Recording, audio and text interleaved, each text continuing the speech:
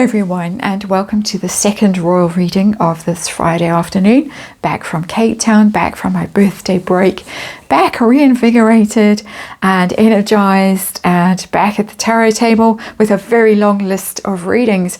But the one that has been sort of haunting this week, I suppose, and that I wanted to read on before I went away but didn't, was the GQ Awards. And of course, I'm sure that you will remember in late September, stories started to come out in The Sun, in Marie Claire magazine, that Meghan Markle was potentially in the running for an honorary 2022 GQ Man of the Year award. And she was expected to return to the UK to attend the London ceremony on November 16. And it's interesting that the date is November 16 and not 16th of November, as they would normally say in the UK. Very American way of writing a date for the Sun newspaper. That's the one that I'm quoting here. This was in late September. The GQ Awards normally in early September. They were moved to mid-November.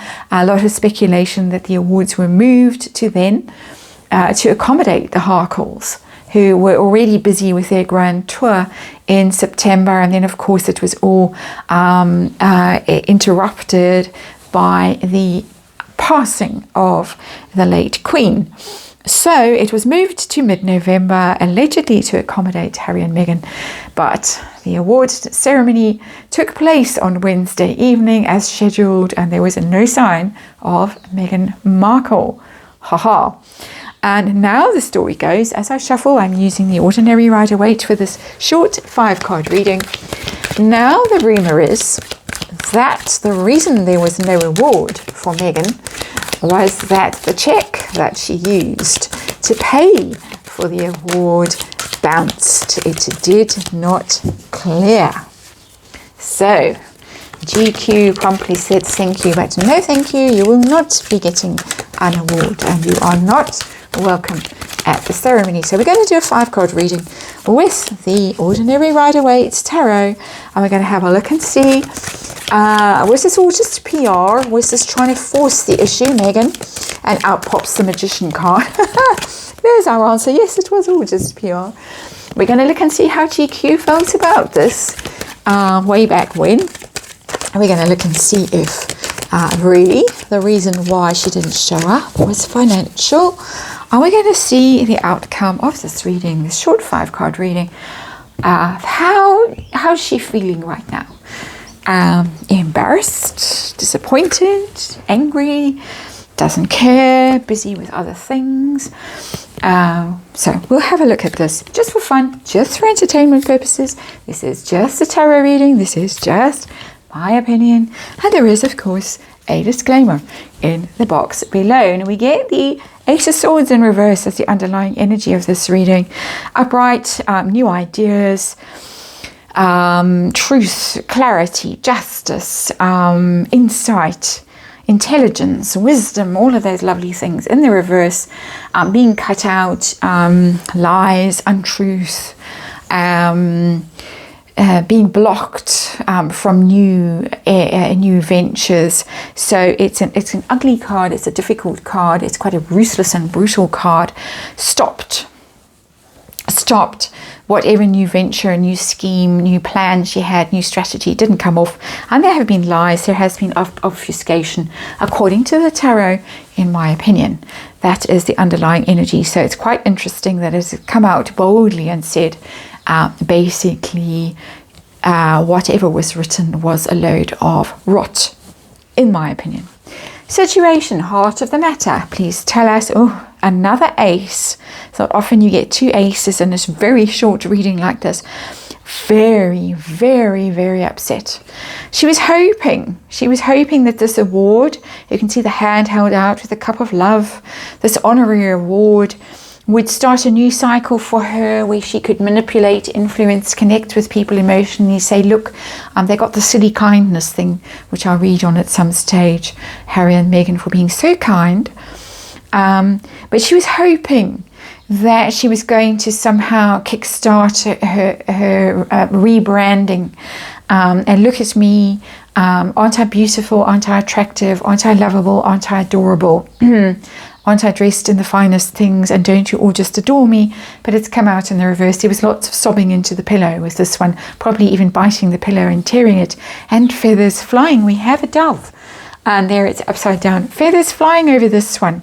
Couldn't believe it. That actually, despite her best efforts, she did not get an award. She's obviously got a list of awards. She's got a little diary from somewhere that awards that celebrities get through the year. And she's tried and tried and tried to insinuate herself into the Met Gala, the Oscars, the baby to baby thing. You name it, she's tried. Failed dismally. Let's see though, how busy has her PR been with this? Was this all just a PR thing? It was a plan. The Emperor. Somebody had a strategy. I don't know if she was still Sunshine Sachs at that stage. I think she was. Or perhaps new PR person popped along at that point and organized it. But I think we're going back to Sunshine Sachs here with the Emperor. Strong male energy, plans, strategies. This is leadership. This is how we're going to do it. This is what you need to do. It's interesting that it's GQ magazine, obviously, Man of the Year. So a very dominant energy of you need this strategically. You need this award. And we've already seen the magician pop out at the moment I was discussing this. Sorry, I've been doing a lot of talking in my little city break, and voice is a bit hoarse today. But it was something that was strategized. It was something that was planned very clearly, coming from her PR, coming from a very powerful male energy. Sometimes women manifest that energy, but I think this is literally a man, if one is still allowed to describe a man as a man. How did GQ feel about this? Were they, yes, fine, hand us the check. We're very happy to give Meghan Markle an award, an honorary Man of the Year award? No. They felt quite under attack here with the Seven of Wands. They felt that they were on the back foot. They had to push back. They weren't happy about it at all. I think there was a lot of power play in here. The Emperor is a very powerful card. Quite dominating, quite a bully sometimes too, my opinion. And they felt that they were in quite a difficult, quite a tight spot, the GQ people, quite honestly. So did the lack of funds have anything to do with the fact that Meghan ended up not getting her award, that big night out? Well, we've got a victory card, a victory march here. It's not a money card. I think that it's the situation is not so much about money. It might be, but it's more about that she was gloating and triumphant before anything had been sorted out. She was on her victory parade already.